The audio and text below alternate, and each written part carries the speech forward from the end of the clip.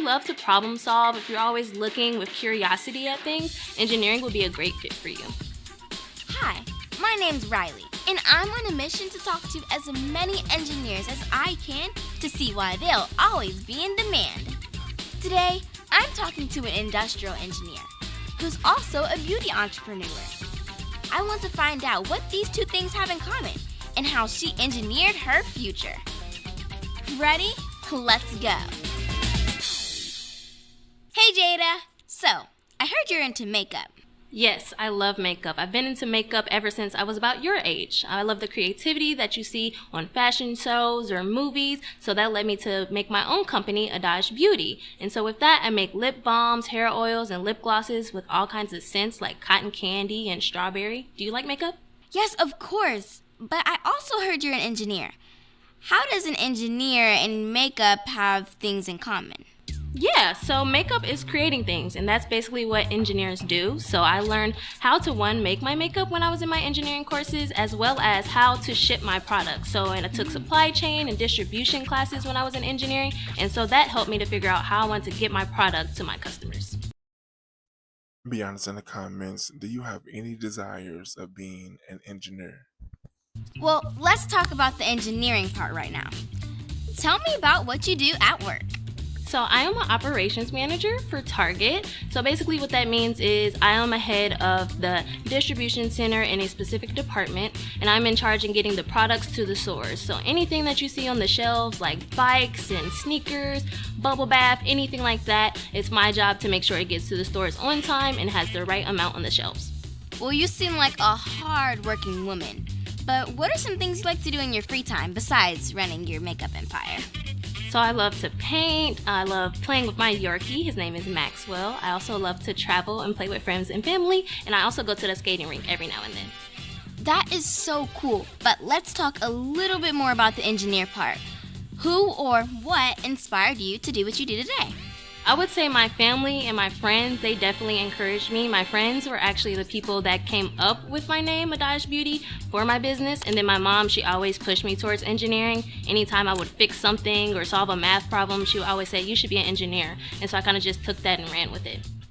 Okay, so your life seems great and you're doing so well, but there has to be challenges and rocks in the road.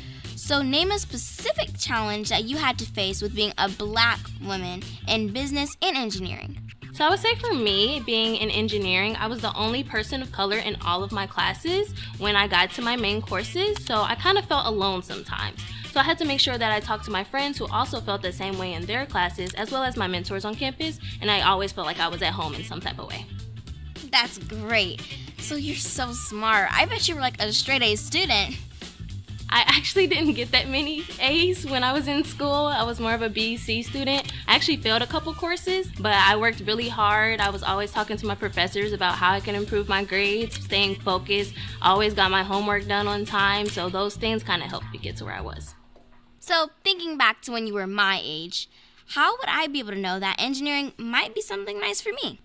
I would say if you love anything STEM related, that would definitely lead toward engineering, or if you just like problem solving. So engineers work with problem solving. They get a problem and they figure out where it started and how they can solve it. And then also if you love working on teams, as an engineer, you're always working on a team. So if you like teamwork, engineering is probably for you. So Jada, do you have any words of advice you'd like to share? The first one would definitely be do what you love. Start with what you love. So if you're looking for something in STEM, you know you want to work in that type of field, start with what you love. Second, I would say do it. It seems hard, but once you get into it, keep going. The hardest part is when you stop and you try to start again. Third, I would say don't doubt yourself. There's always someone. If you look at the excuses that you're about to tell yourself, if you look at that, there's always someone that already did it. Just use inspiration from other people that you see in history or people that you know. Talk to them and encourage yourself. Well, thank you so much, Jada, for being with me today. Thank you.